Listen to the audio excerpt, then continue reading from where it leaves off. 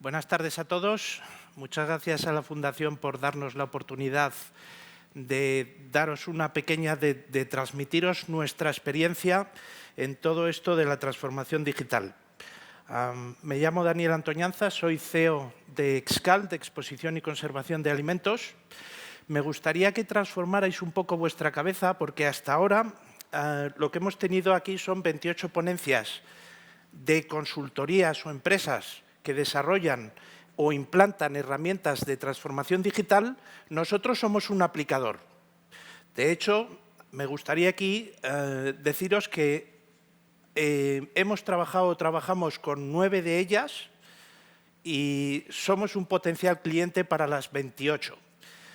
Utilizamos mucha consultoría y este es el punto que quería aclarar o quería hacer hincapié, porque hoy solos llegamos probablemente a ningún sitio, no seremos capaces de llegar a ningún lado. Y tenemos que creernos esa palabra de colaboración, de ingeniería colaborativa o de desarrollos colaborativos.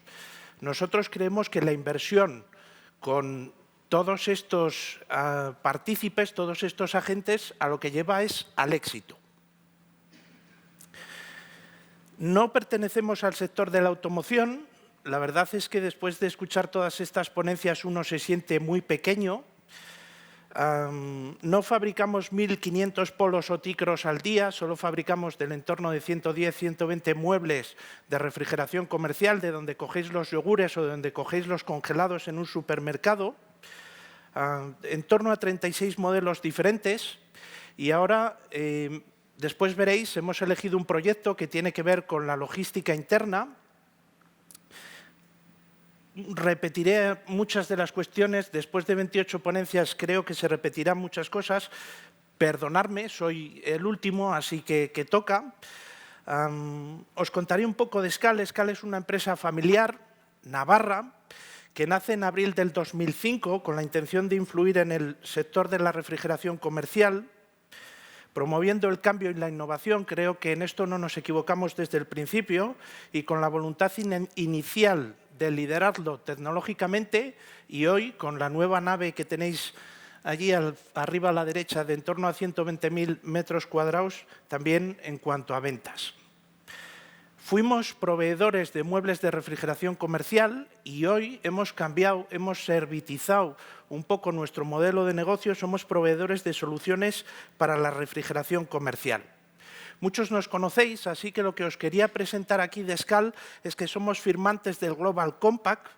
Es un llamamiento que las Naciones Unidas lanzan a las empresas para que alineemos nuestras estrategias y nuestras operaciones con los principios universales sobre derechos humanos, trabajo, medio ambiente y anticorrupción, y para que tomemos medidas que promuevan las ODS, los Objetivos de Desarrollo Sostenible.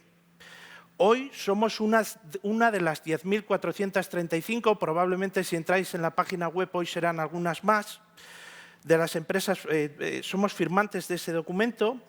Nos hemos comprometido por escrito importante con la sostenibilidad. Ahí tenéis los 10 puntos, no solamente es una sostenibilidad medioambiental, como antes he nombrado. Hemos asumido la responsabilidad compartida con la ONU de lograr un mundo mejor.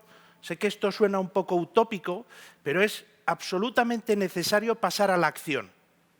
España y Navarra han declarado la emergencia climática, pero solo hay 65 empresas españolas que hayamos firmado este acuerdo. Me parece que son 3 las navarras. Y desde aquí nosotros nos hemos comprometido con la ONU a promover la sostenibilidad y os invito a que entréis en la página web y que os suméis. Es importante sumarnos. Todo tiene que tener una meta. ¿Cuál es la meta final de Excal? Pues influir en lo que es el Overshoot Day o influir en el día de la sobrecapacidad de la Tierra. Fijaros que cada día, ese día que es el día en el que el planeta entra en números rojos, se va acercando más, se adelanta más. El día medio del mundo fue el 29 de julio, el año pasado, en 2019, pero en España, y si os fijáis en el gráfico de la derecha, no fue el 29 de julio, fue el 28 de mayo. En España vivimos como si consumiéramos, como si tuviéramos 2,5 mundos, ¿vale? ¿Y SCAL qué puede hacer para influir en ese overshoot day? La realidad que es que el 50% de los alimentos que se producen se desperdician. En Europa, fijaros por ejemplo en el gráfico de la carne de vacuno, a mí como podéis ver me gusta poco, el 20% de la carne que se produce se tira. Sé que el dato es pequeño, voy a tratar de acercároslo. En Europa, la distribución, lo que se pierde en la distribución, ese 30%, Europa es el primero. Voy a ver si creo que no puedo utilizar dos. No me deja. Este es Europa, ese es el dato de Europa, y ese verde es lo que se pierde en la distribución en los supermercados.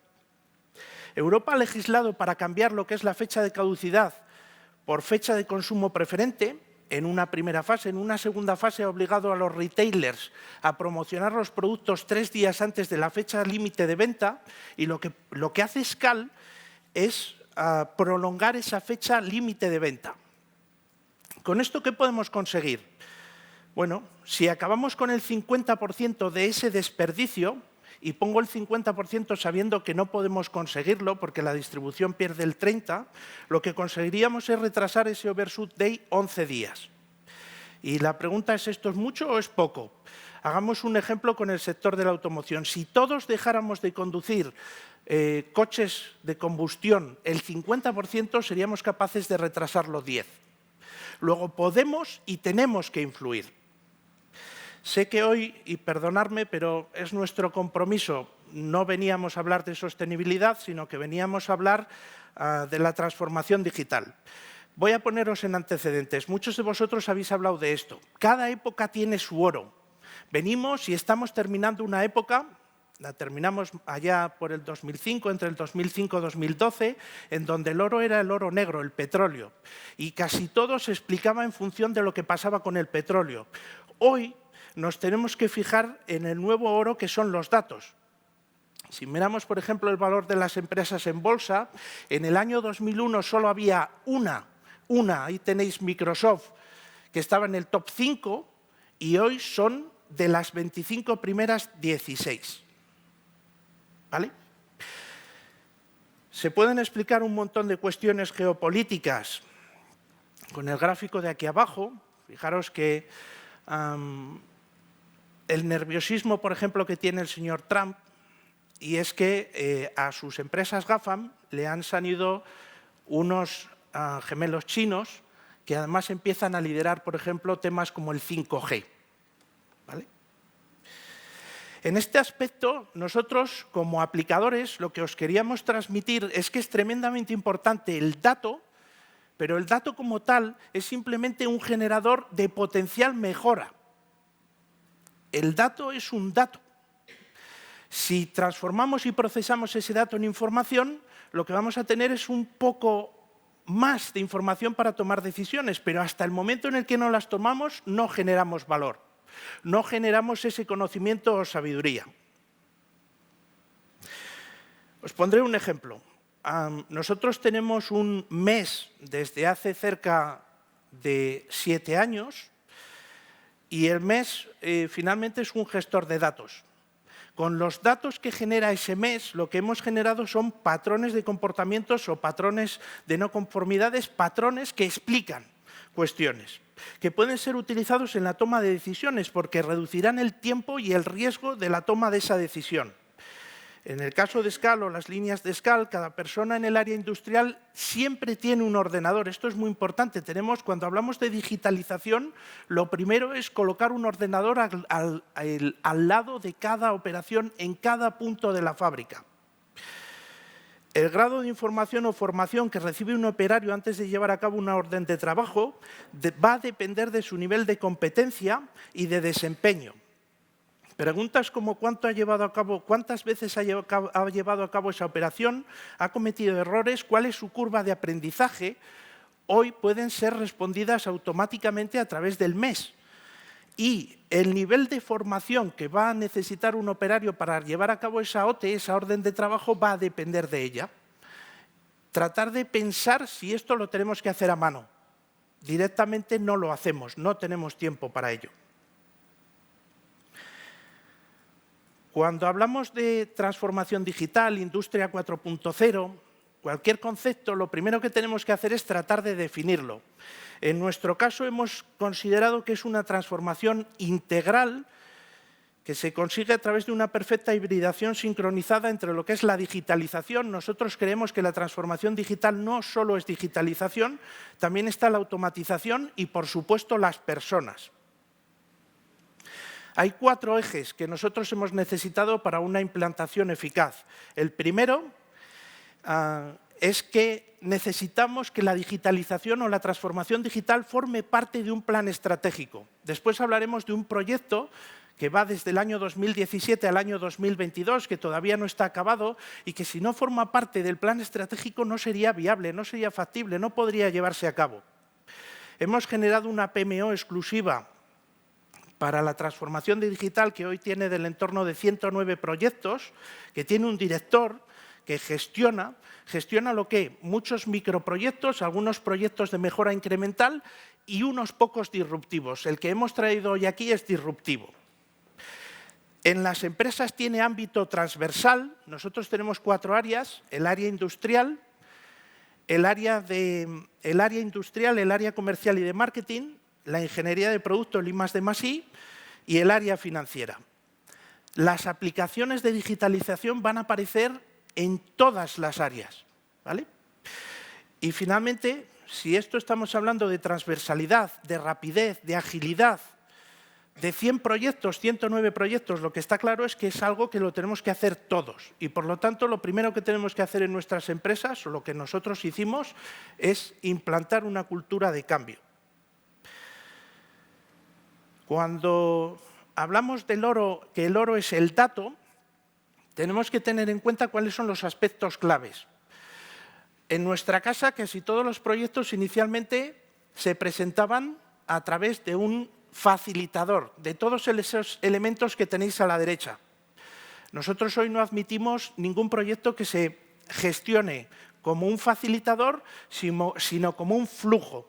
En la parte de la izquierda tenéis el flujo que nosotros seguimos para desarrollar cualquier proyecto, sea un microproyecto o un proyecto disruptivo. Necesitamos definir el objetivo de mejora, no podemos comprar un facilitador sin saber para qué, sin tener meridianamente claro para qué. A partir de ahí necesitaremos identificar qué medir, cómo generar el dato, cómo registrarlo, es importante. Habéis hablado hace 5 minutos de una generación ingente de megabytes y por lo tanto eso no es fácil de registrar, habrá que prepararse, hay que procesarlos para transformarlos en información y en conocimiento. Y este conocimiento tiene que llevarnos a la toma de decisiones, si no, son datos, es información, pero no generan valor, son potenciales generadores de valor. Adicionalmente, tendremos que protegerlos, hoy se ha hablado mucho en la parte después de la comida de la ciberseguridad. Es importante implantar la ISO 27000, es lo que nosotros hicimos ya tenemos implantado desde hace 7 meses. En algunos casos hay que trazar. En la fábrica no trazamos datos, pero cuando necesitamos transmitirle a un cliente que la temperatura de un mueble es X, esa temperatura tiene que ser trazable, si no, ¿qué credibilidad tiene? Por lo tanto, el blockchain en algunos casos es tremendamente importante. Necesitamos transparencia del dato, esto en las fábricas es tremendamente importante, muchas veces los datos físicos, el stock físico y el stock del ERP no coinciden y por lo tanto cómo tomar decisiones, esa transparencia es vital y necesitamos gestionar el dato. El ejemplo que os queríamos enseñar, y no tardaré más de 3 minutos, es un ejemplo sobre logística interna. En marzo del 2017, en un comité industrial, apareció la pregunta de cuánto nos cuesta la logística interna, cuánto gastamos en mover, transportar, almacenar, labores de picking, aprovisionamientos en línea, gastos financieros de almacenes de materia prima y producto terminado, mermas, chatarras. Cuando el director general nos hace esta pregunta, nos deja un poco blancos a todos. Había leído en un artículo que el 35% de lo que se hace en el mundo son ineficiencias y quería saber esas ineficiencias qué valor tenían en nuestra casa. Volviendo un poco al anterior punto del Overshoot Day, si multiplicáis 1,75 por 0,65 veréis que el mundo está arreglado. ¿Vale? No fue fácil darle una respuesta, teníamos pocos indicadores, poca información, poco nivel de gestión. Finalmente, lo que fuimos capaces de darles es que el 37% del coste de personal era debido a logística interna. No teníamos presupuesto asignado, colgaba de operaciones, pero le hacíamos poco caso. No teníamos procesos, teníamos mandos intermedios, pero no teníamos técnicos de producción, no teníamos proyectos de mejora y la verdad es que para suponer el 37% a mí me da incluso vergüenza presentarlo, ¿no? Pero era la realidad en ese momento. Una vez definido el objetivo, era un objetivo de reducción del 10% en 2018 y el 80% para 2022. En ese momento éramos 350, sacar el dato, 37%, hoy somos cerca de 700. Pensar en lo que supone ese ahorro, ¿vale? Tenemos que pasar a identificar, generar y registrar. Un equipo de mejora continua identificó una serie de parámetros, los que ya teníamos pero controlábamos poco, el nivel de stock, las personas, carretillas, metros cuadrados de almacén, y se propusieron otros, número de traslados, distancia recorrida. En ese momento entramos en contacto con consultorías que los que nos presentaban es tecnología RFID, ultra wideband, tags activos, tags pasivos. En un momento decidimos que nada de aquello nos iba a permitir estandarizar y lo que hicimos es generar, igual que tenemos órdenes de trabajo para hacer un proceso, órdenes de transporte. Les asignamos una distancia, supusimos y empezamos a trabajar. Lo que nos presentaron lo podéis ver hoy. Esto es factible, es decir, que hoy si queréis ver el número de aviones que vuelan, que están volando en el mundo, entráis en una página web. Si queréis saber cuándo va a llegar, de dónde sale, el tipo de avión, los pasajeros que lleva, todo es factible, todo es viable, todo se puede ver. Pero no era lo que nosotros necesitábamos. Lo pusimos en marcha, 4 semanas más tarde estábamos inundados de datos. Y ahí vino el segundo problema, ¿qué hacer con toda esa maraña de datos? Había infinidad de datos, no teníamos capacidad de transformarlos en información o en toma de decisiones. Entramos en contacto con una empresa, una consultora, que nos ayudó a tratar con Exceles. Ya sé que las Exceles hoy son algo del siglo pasado, pero a veces tomamos muchas decisiones y podemos seguir tomando decisiones con Exceles.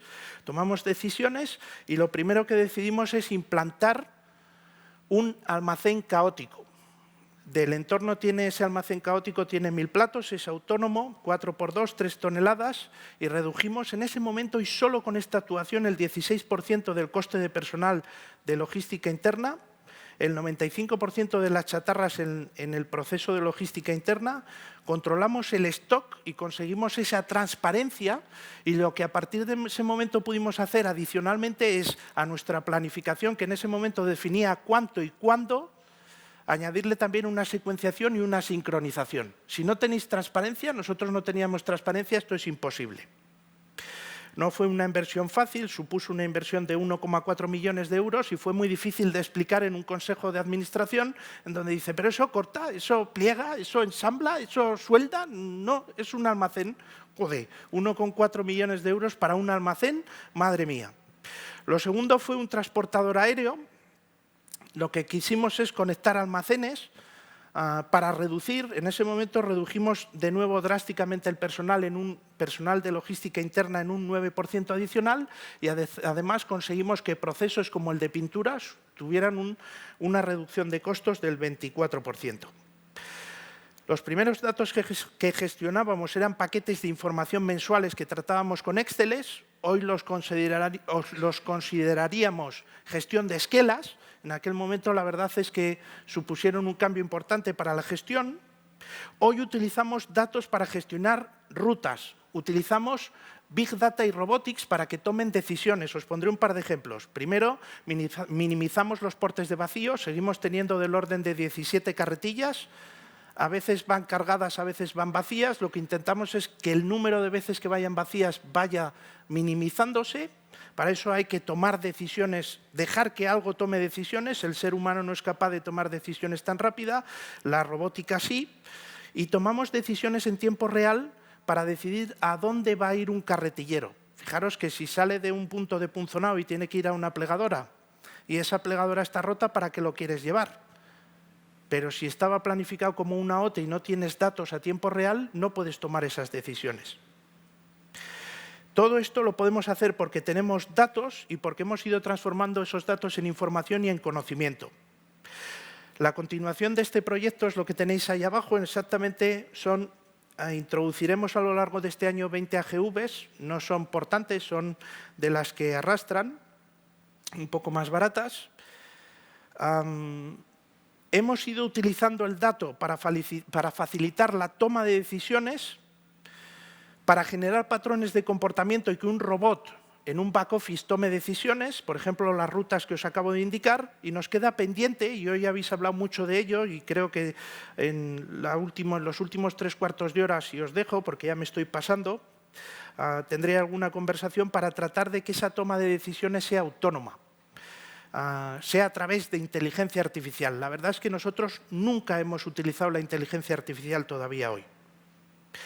Bueno, y poco más. Ahí tenéis mi email por si alguno queréis conocer Scala un poco más en profundidad. Vaya, se ha quedado un poco abajo. daniel.antonanzas@scalsa.com. Muchas gracias por vuestra paciencia y muchas gracias por no ponerme un lanzador de rayos o la música.